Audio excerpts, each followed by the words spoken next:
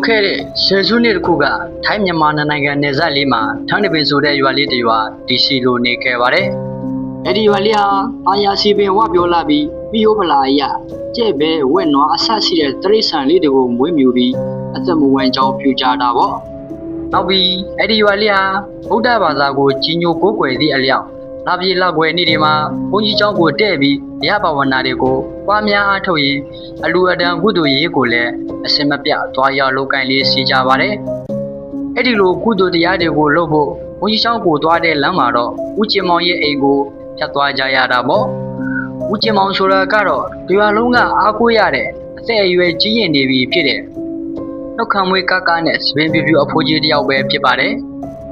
ဦးကျင်မောင်ဥပဒိယတီချီခန့်ညားယုံတာမကပဲမကြသေးခင်ကမှတရားလုံးကတက်ညီလက်ညီနဲ့တင်မြောက်ထားတဲ့တကြီးတယောက်လည်းဖြစ်တာပေါ့။ဦးကျင်မောင်သူ့ရဲ့အိမ်ဘက်ကိုလမ်းသွားလမ်းလာတဲ့သူမှန်သမျှကိုအဖော်ရွေစကားပြောလေးစီပါတယ်။ဒီနေ့မှာတော့အဖွားမြတ်ဆိုသူကဘုန်းကြီးကျောင်းကိုသွားဖို့ဦးကျင်မောင်ရဲ့အိမ်ရှိကိုဖျက်လာမိချိန်မှာတော့အဖွားမြတ်ရေဘုန်းကြီးကျောင်းကိုသွားမလို့လားဗျ။မတွေ့ရလဲကြာပြီနော်။ကျမရေမကောင်းလို့လားဗျ။အသက်အရွယ်ကစကားပြောလာပြီးအဖွားမြတ်ရေဟုတ်ပါတကြီးမတွေ့တာကြာဆိုဟိုတလောကအကျမ်းမာရေးမကောင်းလို့အဲ့ရထဲလဲနေရတာအခုမှနည်းနည်းပါးပါသွားနိုင်လာနိုင်တော့တာကွဘုန်းကြီးကျောင်းလဲမရောက်ဖြစ်တာကြာပြီဆိုတော့လက်ပြလက်ွယ်လေးမှာဥပုသ်ဆောင်မလို့တကြီးကောင်းပါအဖွားမြတ်ရေအသက်ကလည်းမနှဲတော့ဘူးဆိုတော့ကိုနောက်ကိုဘူဘူကကနဲ့လိုက်ပါမှာဆိုလို့ကုသိုလ်တရားပဲရှိတယ်ဗျသာဓုပါဗျာဒီလိုနဲ့ညချိန်ကိုရောက်လာတဲ့အခါမှာတော့ကောင်းကင်ကြီးကမဲပြလာပြီးမိုးတွေကလည်းအဆက်မပြလဲထန်စွာရွာသွန်းပါတော့တယ်။အဲ့ဒီအချိန်မှာအိမ်အမိုးတုချအပေါက်တွေကိုမလဲရသေးတဲ့ညုံမောင်နဲ့မဝါတို့လင်မယားနှစ်ယောက်ကတော့မိုးသက်ထန်စွာရွာသွန်းတာကြောင့်ပဲခေါင်မိုးအပေါက်ကနေစီးကျလာတဲ့အမိုးရည်လေးတွေကိုရေပုံးလေးနဲ့ခမ်းပြီးကျမ်းပြေမှာဆူဆွဲနေတဲ့အမိုးရည်တွေကိုအဝတ်ဆုပ်ကလေးနဲ့တုပ်နေကြတာပေါ့။ယောက်ျားဆင်းကလည်းဒီအမိုးတွေလဲဖို့တေးစနစ်နဲ့အချိန်ဆွေ့နေတာကဲကြည့်အခုမိုးရွာတော့တိုက်လုံးဆူဆွဲကုန်ပြီအေးပါမိမရဲ့မနဲ့မိုးတိတ်တာနဲ့ရွာတောင်မဲကဖုံးမောင်တို့ကိုခေါ်ပြီးမိုးပြင်လိုက်ပါမယ်ကွာဒီနေ့မှမိုးကလည်းကောင်းနေလိုက်တာကွာငါမွေးထားတဲ့နွားတွေဝက်တွေတော့ချမ်းနေတော့မှာပဲကွာမင်းလည်းသွားရင်အဲ့တော့လေဘုံဝင်ကြီးကလည်းမပေါ့မပါနဲ့ဆိုတော့ငါပဲဆက်လို့ထားလိုက်မယ်ကွာသွားအဲ့တော့နော်ဒီလိုနဲ့ခဏအကြာမှာတော့တဲကြီးမဲကြီးရွာနေတဲ့မိုးဟာသူမဟုတ်တဲ့အတိုင်းဆဲသွားပါတော့တယ်မိုးဆဲသွားတဲ့အချိန်မှာတော့ညိုမဟာသူ့ရဲ့အိမ်အောက်ဘက်ကိုဆင်းလာပြီးသူမွေးထားတဲ့တရိษံလေးတွေအစင်ပြေမပြေကိုဆင်းလာကြည့်တာပေါ့ညိုမဟာအိမ်အောက်ကိုဆင်းလာရောက်ချိန်မှာတော့နွားတင်းကုတ်ကိုလက်နေဓာတ်မိကလေးနဲ့ထိုးကြည့်လိုက်ပါတယ်ဟိုအနွားတွေဘာမှမဖြစ်လို့တော်သေးတာပေါ့နောက်ပြီ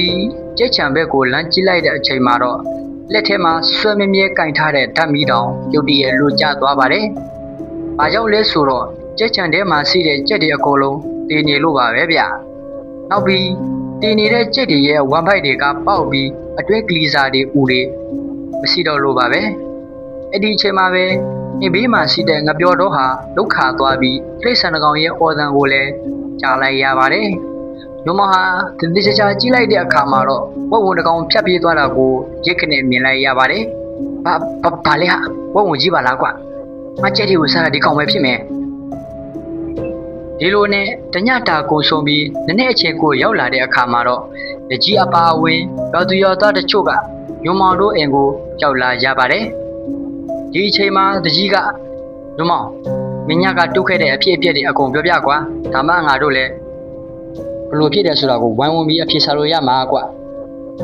ွဟုတ်ကဲ့ပါဗျာညကမိုးအကြီးကျယ်ရွာပြီးမိုးတိတ်သွားတဲ့အချိန်မှာတော့ကျွန်တော်ကကြက်တွေဝက်တွေနွားတွေအဆင်ပြေမပြေကိုတွားကြည့်တာဗျအဲ့ဒီမှာတွေ့လိုက်ရတာကကျွန်တော်နွားတွေကအဆင်ပြေပေမဲ့ကျွန်တော်ကြက်တွေရဲ့ဘိုက်တွေကပေါက်ပြီးဦးတွေကလီစာတွေမရှိတော့ဘူးဗျနောက်ပြီးအင်ဘေကငပြောတော့ကလည်းလှုပ်လာပြီးအတန်တန်ကိုကြားလိုက်ရတယ်ဗျနောက်ပြီးမျက်လုံးဝမွေးတူကြီးနဲ့ဝက်ဝင်လိုအကောင်ကြီးတစ်ကောင်ထွက်ပြေးသွားတာကိုမြင်လိုက်ရတယ်ဗျဘာကောင်လဲဆိုတာကိုတော့ကျွန်တော်တည်ချာတော့မသိပါဘူးဗျဒီကောင်ကရွာထဲကလူနေအိမ်ထိတောင်ဝင်လာစားရဲတာဆိုတော့နောက်တစ်ခါထမလာဘူးလို့ပြောလို့မရဘူးကွာအဲ့ဒါကြောင့်ရွာသူရွာသားတွေအားလုံးကိုယ့်အိမ်ကတရိษံလေးတွေကိုကောင်းကြည့်ထားကြကွာညရောက်ပြီးဆိုတာနဲ့နာကိုပပထားကြကိုအကြောင်းထူတာနဲ့အိမ်နဲ့တိတ်လမ်းအကူကြီးတောင်းကြကွာစီစီလုံးလုံးနဲ့တတိကြီးထားကြပါလို့ပဲငါပြောချင်တယ်ကွာဒီလိုနဲ့တကြီးဟာရွာသူရွာသားတွေကိုဆုံးမဩဝါဒပေးပြီးနောက်မှာတော့ အားလုံးဟာလူစုခွဲပြီးကိုယ့်အိမ်ကိုပြန်သွားကြပါတယ်။ညနေခင်းအချိန်ရောက်လာတဲ့အခါမှာတော့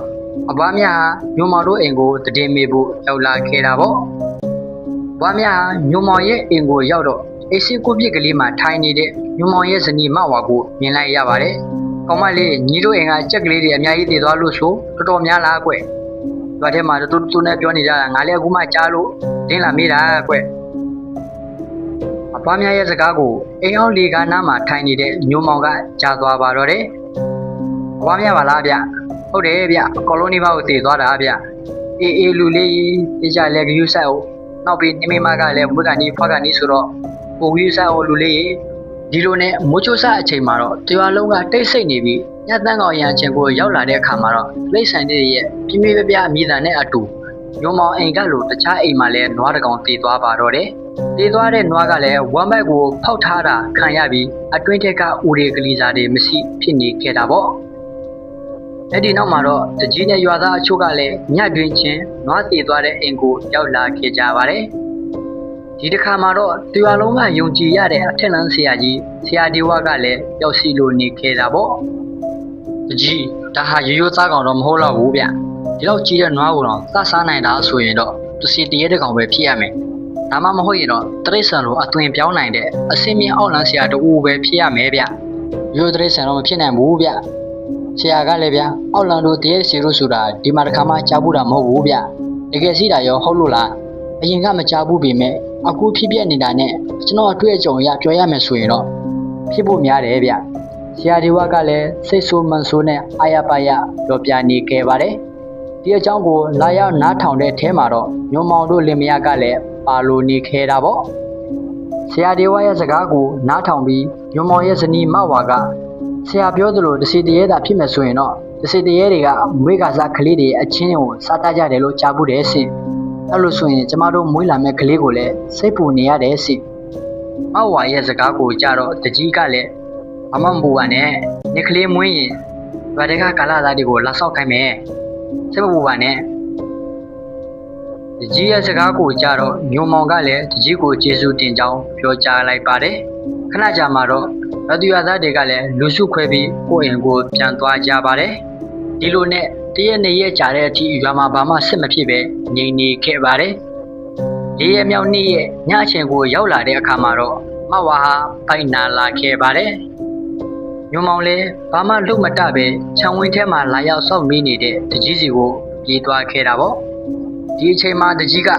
ငါလည်းဘာမှမလုပ်တတ်ဘူးကွာ။သွားမင်းရွာထဲကစားဖွားဆရာမကိုသွားခေါ်လာခဲ့။မင်းမကိုငါကြည့်တာပေးမယ်။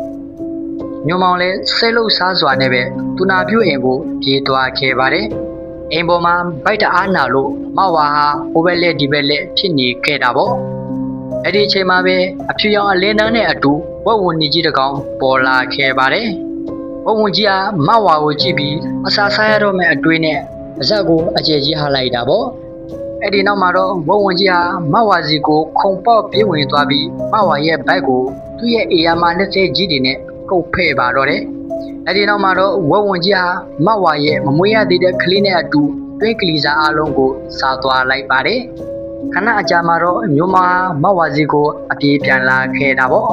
။သူအမြန်ပြေးလာခဲ့ပေမဲ့သူမြင်ရတဲ့မြင်ကွင်းကြောင့်အမောမပြေနိုင်ပဲပိုပြီးအမောဆိုးသွားခဲ့ပါတယ်။ညိုမာအတန်အကျယ်ကြီးပေါ်ခဲ့လိုက်တာပေါ့။ပြီးတော့ညိုမာဖြစ်မဖြစ်ရလေမိမရအပြစ်ဆိုးလိုက်တာကွာမင်းအတွက်ငါကလေးစားချီပေးမယ်မင်းကိုတတ်သွားတဲ့ကောင်ကိုငါအစင်မထားဘူးညမဟာမျက်ရည်ဆွဲဆွဲအမှန်အပြည့်နဲ့ပြောကြားလိုက်ပါတယ်အဲ့ဒီအချိန်မှာပဲတကြီးကအိမ်နောက်ဖေးဘက်ကနေအစီဘက်ကိုထွက်လာခဲ့ပါတယ်အိုးဘလို့ဖြစ်ရတာလဲကွာငါကအိမ်နောက်ဖေးမှာရင်နှွေးတင်နေတာကွာ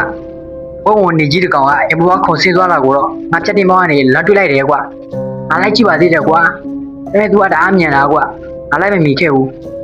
လက်ကြည့်တဲ့တရားကိုဒီလိုလုပ်လိုက်မယ်လို့မထင်ထားဘူးကွာအဖြစ်ဆိုးလိုက်တာကွာနောက်နေ့မနေ့ရောက်မှာတော့အစိမ့်သေးတည်သွားတဲ့မဝါရဲ့အလောင်းကိုရွာအပြင်ကတင်းညမ်းမှာမိတကြိုလိုက်ပါတယ်အဲ့ဒီနေရာကိုအဖွားမြတ်ကလည်းတတုံချီချီနဲ့ရောက်လာခဲ့တာပေါ့အဖွားမြတ်ရဲ့ပါဇက်မှာတော့သွေးနေပင်နေခဲ့တာကိုအဖွားမြတ်တယောက်သတိမထားမိခဲ့ပါဘူးအဲ့ဒါကိုမြင်တော့ကြွာသားအချို့ကသတိထားမိပြီးဆရာဒီဝကစပြောပါတော့တယ်ဘွားမြတ်ခင်ဗျားပါဇက်မှာသွေးတွေပင်နေတယ်ရော အများဖြစ်လို့ပါလေဗျသွေးတွေမဟုတ်ပါဘူးခုနကဘူးတိကျော်စားခဲ့လို့ချင်းရည်တွေပေးနေတာပါတခြားလို့လားဗျအချင်းရည်ဆိုတာကြည့်ရတာသွေးတွေလိုပါပဲနောက်ပြီးတတုံရှိရှိနဲ့ဖြစ်နေတာတော့ဘာကြောင့်လိုက်လာခဲ့တာလဲအချင်းရည်တွေပါပဲသွေးမဟုတ်ပါဘူးဒီကိုလိုက်လာခဲ့တာသမီးလေးမဝါကငယ်ကလေးတည်းကငါတို့မျက်စိရှိမှပဲကြီးလာတာမဟုတ်လားသူရဲ့နောက်ဆုံးဇာပနာဝဲကိုငါလေးလာချင်တာပေါ့အဖမြတ်ဟာဒီလိုပြောပြီးမဝါကိုတင်းကြိုရအလောင်းတက်ကိုချက်မော့ကြည့်လိုက်ပါတယ်နောက်ပြီးစက္ကနဲ့ဆိုပြီးနောက်ကိုလက်သွားပြီးရွာထဲကိုပြန်ဝင်သွားခဲ့ပါတယ်ငါထင်တာတော့ဝုံဝင်ကြီးကအဖမြတ်ပဲလို့ထင်တယ်အဖမြတ်အောက်လက်ပညာတတာပဲဖြစ်ရမယ်အဲ့ဒါကြောင့်ရုပ်ပြောင်းရုပ်လွဲလုပ်ပြီးဝုံဝင်ကြီးပုံစံပြောင်းပြီးမဝါကိုစလိုက်တာပဲဖြစ်မယ်ဒီညတော့အဖမြတ်ကိုတေချာဆောက်ကြည့်မှရတော့မယ်ဒီအချိန်မှာတကြီးကလည်းမင်းထင်တာတေချာတယ်ဆိုရင်အာရွာသားတွေကထည့်ပေးလိုက်မယ်ဒီကိစ္စကိုဖြေရှင်းဖို့တောင်းဆိုပါတယ်ဗျာ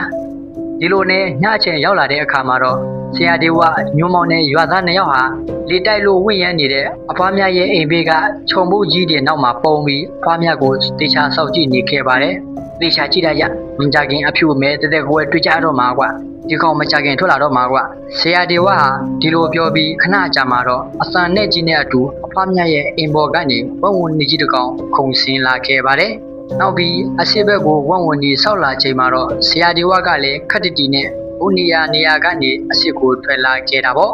ညိုမောင်ကလည်းအညိုအာဃာတတွေနဲ့အတူဆရာဒေဝနောက်ကလိုက်ပါလာခဲ့ပါတယ်မိကငါမင်းမရဲ့ကလေးကိုတတ်စားခဲ့တာလားသူတို့မှဘာပြည့်စည်လို့လဲဒီနေ့တော့မင်းကိုသူတိကိုတိလက်စားချင်မှငါကျင်းနိုင်မယ်ဝုံဝင်ကြီးကလည်းဗစကြီးဟာကဆူဆူဆဆပေါ်မြည်လိုက်ပါတယ်ဆရာဒေဝကလည်းအင်းအိုင်မန္တန်နေနဲ့စီရင်ထားတဲ့တန်ကြိုးညီကိုလက်မှာပတ်ပြီးဝုံဝင်ကြီးကိုတိုက်ခိုက်ဖို့အစဉ်တည်းတင်ထားလိုက်တာပေါ့ဒီအချိန်မှာဝုံဝင်ကြီးကလည်းဒေါသတကြီးနဲ့ဆရာဒေဝကိုတိုက်ခိုက်ဖို့အရှိကိုပြေးထွက်လာခဲ့ပါတယ်ဝုံဝင်ကြီးဟာဘာမှမလုပ်နိုင်ခင်မှာပဲဆရာဒေဝကလက်ဦးပြီးဝုံဝင်ကြီးကိုလက်မှာပတ်ထားတဲ့တန်ကြိုးညီနဲ့တိုက်ခိုက်လိုက်ပါတယ်အစွမ်းထက်လာတဲ့အင်းနေနဲ့စီရင်ထားတဲ့တန်ကြိုးရဲ့စွမ်းအားတွေကြောင့်ဝုံဝင်ကြီးဟာမြေပေါ်ကိုဘုံကနေဆိုပြီးလေကျသွားခဲ့တာပေါ့ဆရာဒေဝကဝုံဝင်ကြီးပြန်မထနိုင်တော့ဘူးအထင်နဲ့အားဆော့လိုက်ခဲ့ပါတယ်အဲအချိန်မှာပဲဝုံဝင်ကြီးကရုတ်တရက်ပြန်ထလာပြီးဆရာဒေဝကိုတိုက်ခိုက်လိုက်တာပေါ့ဆရာဒေဝကလည်းရုတ်တရက်တတိမထားမိလိုက်ချိန်တိုက်ခိုက်ခံရတာကြောင့်နောက်ဘက်ကိုလျံကျသွားခဲ့ပါတယ်ဒီအချိန်မှာဝုံဝင်ကြီးကဒဏ်ရာပြင်းတထန်ရတာကြောင့်မတိုက်ခိုက်တော့ပဲအဝေးကိုထွက်ပြေးသွားခဲ့ပါတယ်ညိုမောင်နဲ့ရာသားတစ်ယောက်ကဆရာဒေဝစီကိုအမြန်ပြေးသွားပြီးထူလိုက်ပါတယ်ဆရာတက်တာရဲ့လားရတယ်ငါဘာမှမဖြစ်ဘူးကဲအိမ်ပေါ်တက်ကြည့်ကြမယ်အဖွားမြတ်ကဝုံဝင်ကြီးဟုတ်မဟုတ်ဆိုတာကိုဆရာဒေဝဒီလိုပြောပြီးအိမ်ပေါ်ကိုတက်သွားခဲ့ပါတယ်အိမ်ပေါ်ရောက်တော့သူတို့တစ်ဖွဲ့လုံးဟာမျက်လုံးပြူပြီးပါးစပ်အဟောင်းသားနဲ့ဖြစ်နေခဲ့တာပေါ့ဘာကြောင့်လဲဆိုတော့အဖွားမြတ်ဟာအိမ်ပေါ်မှာမောက်ရက်ကြီးတည်နေလို့ပါပဲနောက်ပြီးအဖွားမြတ်ရဲ့ဝမ်းမိုက်ကလည်းပေါက်ပြီးအတွင်းကလေးစားတွေဘာတစ်ခုမှမရှိတော့တာကိုသူတို့မြင်လိုက်ရလို့ပါပဲဗျအဖွားမြတ်ကဝုံဝင်နေကြီးမဟုတ်လားဒါဆိုဝုံဝင်နေကြီးကဘာတူလဲဟာလူမောင်ရဲ့စကားအဆုံးမှာတော့ဆရာဒေဝဟာဝုံဝင်ကြီးနဲ့တက်ခိုက်ခဲ့တဲ့နေရာကိုပြန်သွားပြီးတဲ့လွန်စားတစ်စုံတစ်ခုများရှိမလားဆိုပြီးပြန်သွားကြည့်ခဲ့ပါတယ်သူတို့ဟာတက်ခိုက်ခဲ့တဲ့နေရာအနီးမှာအဝါရောင်စီတဲ့ရောဘာဆွဲကြိုးကြီးတစ်ခုကိုတွေ့လိုက်ရပါတယ်ဟာဒီဆွဲကြိုးကြီးကဘယ်သူဟာလဲကွာဒီဆွဲကြိုးပိုင်ရှင်ကဝုံဝင်ကြီးပဲဖြစ်မယ်ဒီအချိန်မှာလူငယ်လေးတစ်ယောက်ကဒါတကြီးရဲ့ဆွဲကြိုးဗျမင်းသိကြလို့လားသိကြတယ်ဗျဒါဆိုရင်တော့ဝုံဝင်ကြီးကတကြီးပဲဖြစ်မယ်ကွာကဲဒီကြီးအိမ်ကိုသွားကြမယ်